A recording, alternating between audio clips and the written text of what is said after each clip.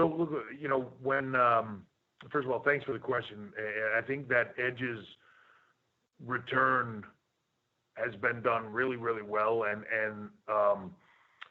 he really is in a place in his mind where he wants to build young and just get them rolling in different directions. So he has been talking to me since prior to coming back the first time to the Royal Rumble over a year ago of coming to NXT and not only stepping in the ring and talking, but stepping in the ring and performing. And, prior to him even coming to the Rumble, he sort of kind of gave me oof, man, here's my list. I'd like to work with this guy. I'd like to work with him. I would love to come here and work with this person. It's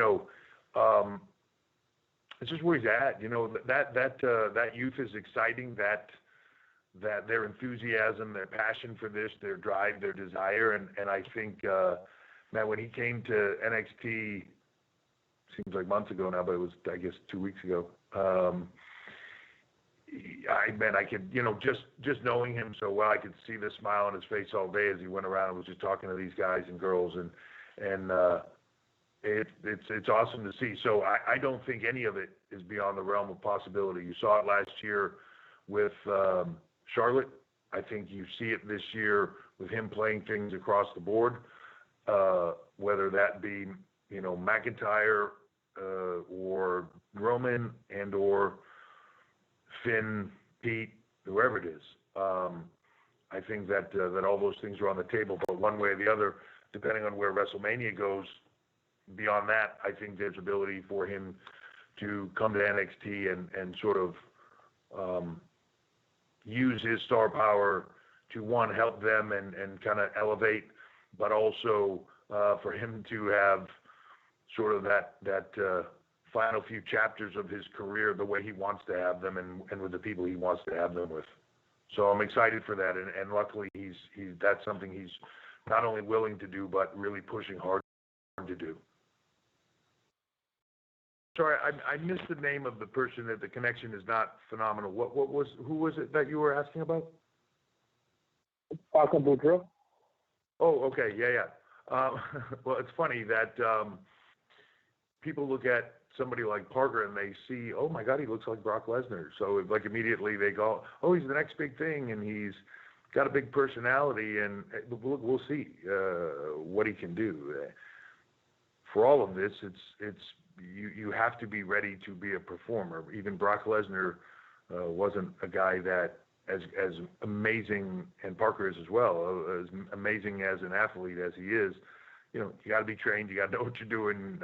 Everything's got to be done safely. So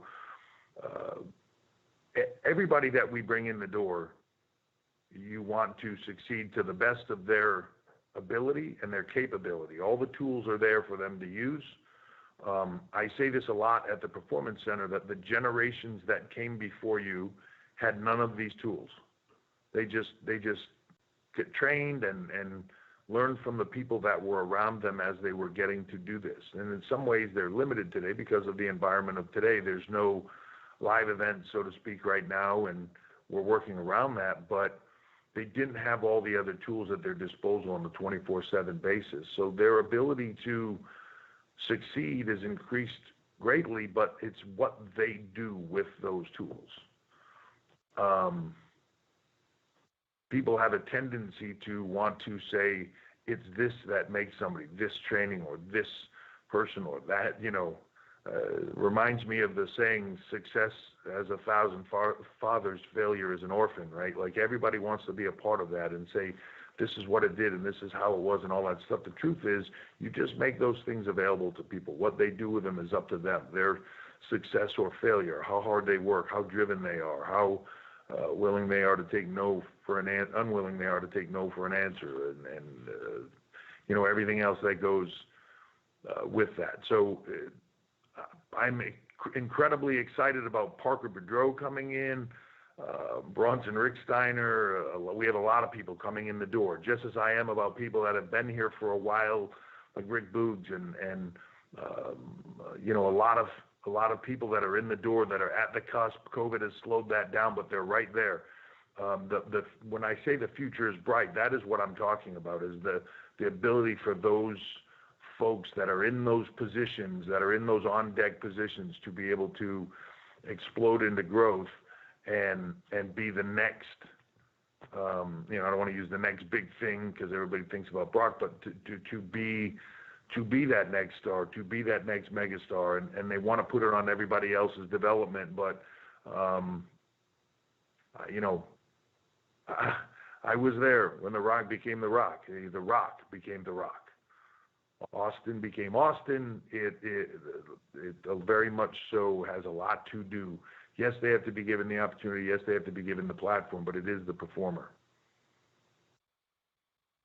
I am curious, are there more talks or more serious thoughts of adding more titles to the women's division in NXT, whether it be singles and or tag team?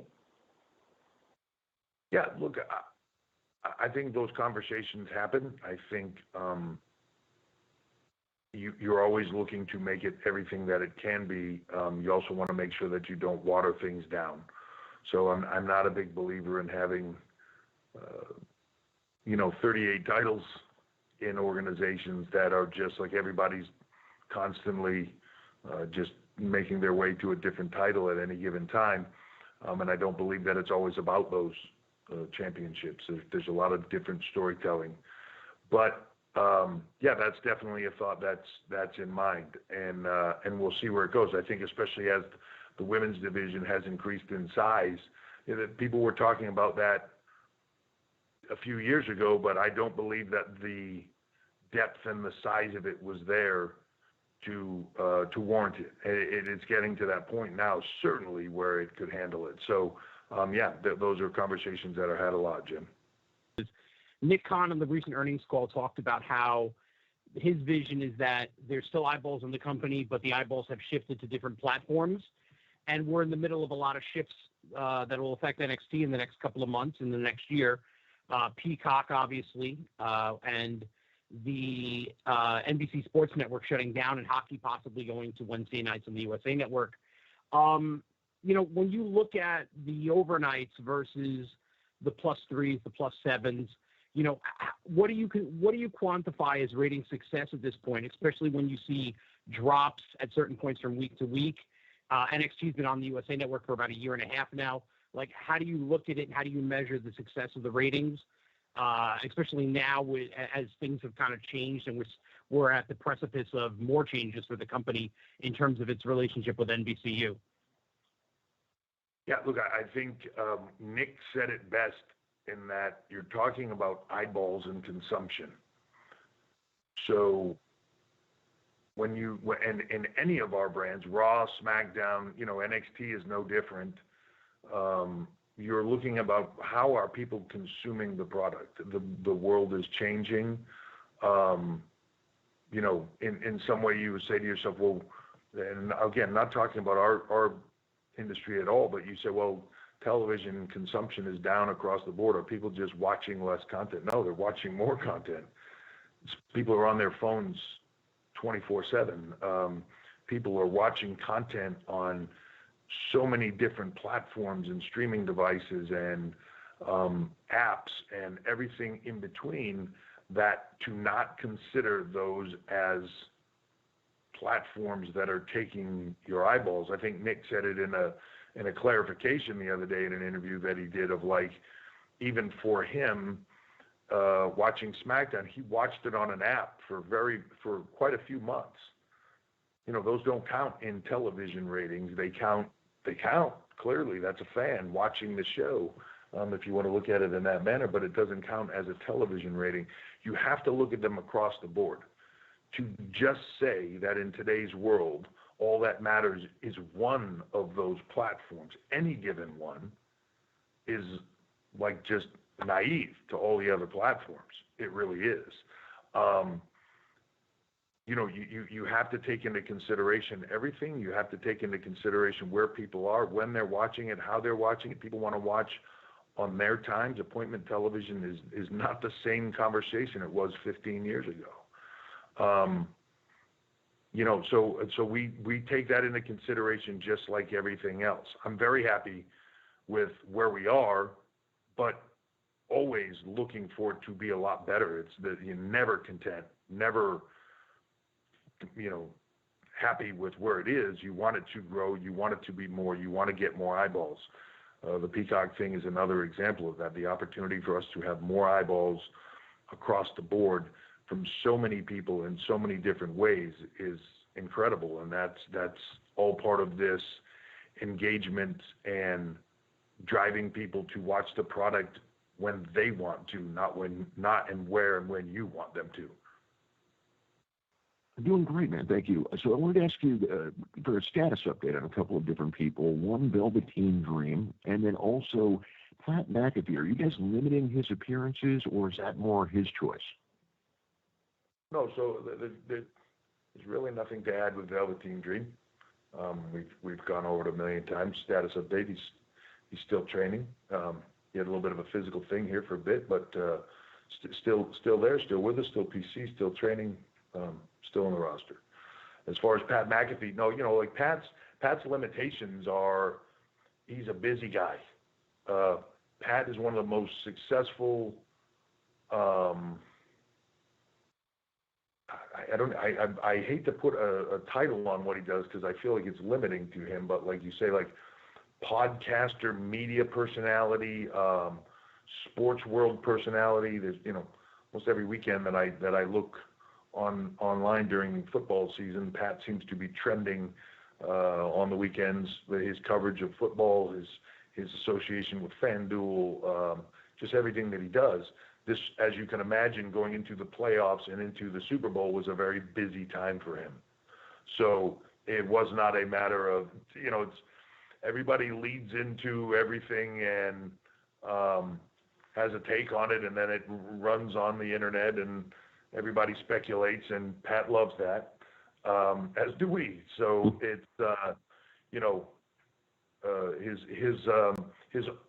his learning about his firing on the air was greatly exaggerated. But Pat he's a busy dude, and we've been talking about it, and he had said, look, give me a moment to breathe when the Super Bowl is over, because he just got married not that long ago, and he's like, if I don't take a breath for a minute after this Super Bowl, I might not be married for much longer. My words, not his. I think he just needed to take a breather, and if we can engage here back again, he loves it, and that's the one thing that I love about Pat. When you have somebody from outside that comes in that loves it, and by outside, it's hard for me to even refer to him as an outsider because he so loves what we do. It's hard not to see him like an insider.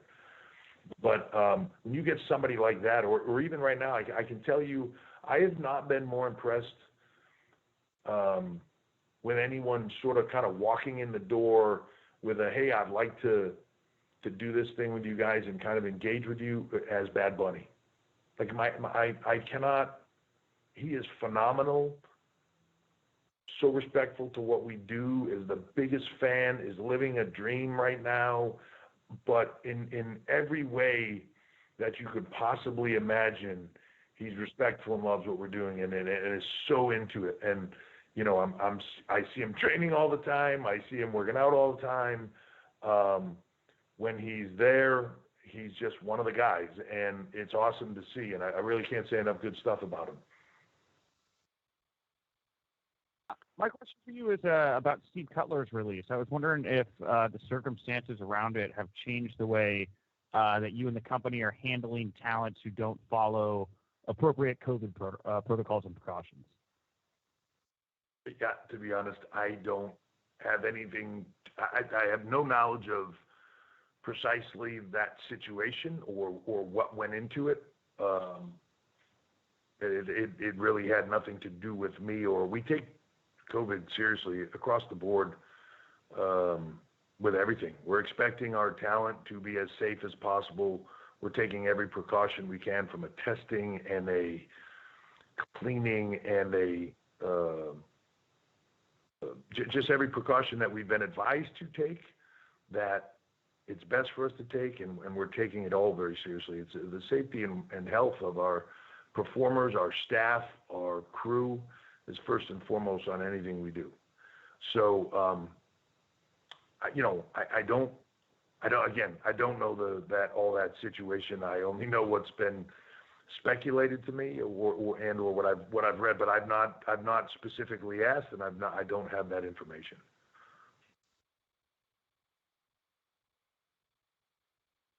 All right, folks, that'll wrap up today's conference call. Thank you all for joining us as always. I'll turn it back over to Paul for some closing comments.